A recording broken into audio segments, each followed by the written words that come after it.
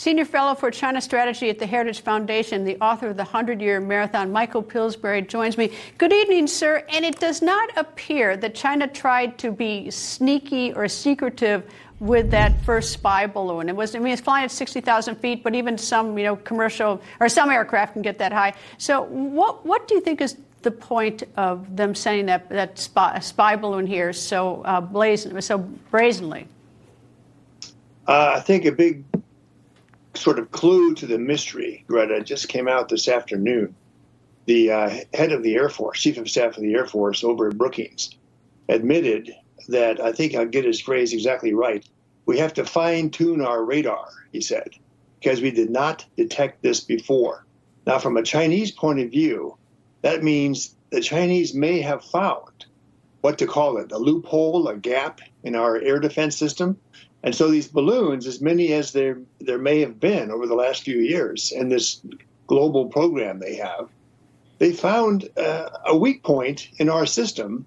They've been exploiting it, and it's now something like 8 or 9 days into this mess before the Chief of Staff of the Air Force provides the crucial clue that we weren't looking, or as he put it, our radar wasn't finely tuned enough, so we missed it. So now the question is, how many of these balloons have been coming over in the past, and what have they sort of accumulatively acquired in terms of intelligence about our missile fields, our B-2 bomber field, all these places that they went over?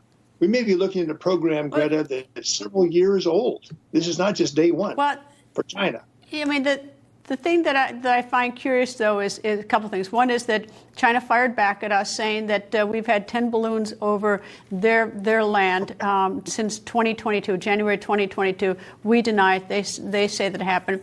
And the other thing, too, is that when our Secretary of Defense called his counterpart in China, they didn't answer the phone. So, I mean, I don't think that's a particularly good sign. We've set up this network so the two countries can communicate. And do you think the decision to launch this was some errant person in the military, or they tried to get away with this, or did this go all the way up to President Xi Jinping? I think it went up to the president. At least he approved the overall program. Some DOD officials, I think, with presidential authority, about 4 days ago, briefed several places, including the Washington Post, which front paged it, that China for many years has had a program that covers at least 40 countries. Different balloons can do different things. Obviously, the most dangerous thing for us is if they were taking precision photos of the exact location of our nuclear ICBM silos, the doors, the command and control system.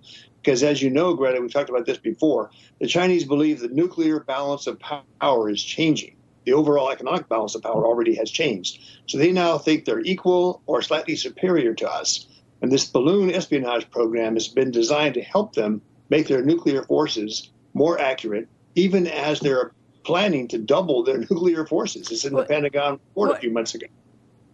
Well, based on that, it doesn't give me much comfort to know that the president of Iran, Raisi, is headed there. They obviously have nuclear weapons ambitions if they don't already have a nuclear weapon. And now he's going to Beijing to meet with President Xi. President Xi is also headed to Russia later in the month to meet with President Putin. I mean, a lot of our people that are adversaries are getting very cozy with each other, cozier than I've seen in a long time. It's certainly something to worry about.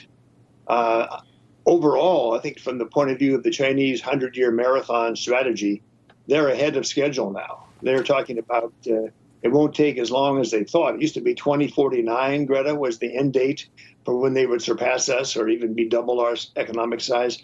I think the Chinese believe they're way ahead of that now, and their conduct shows their confidence. Michael Pillsbury, thank you, sir. Thanks, GRETA.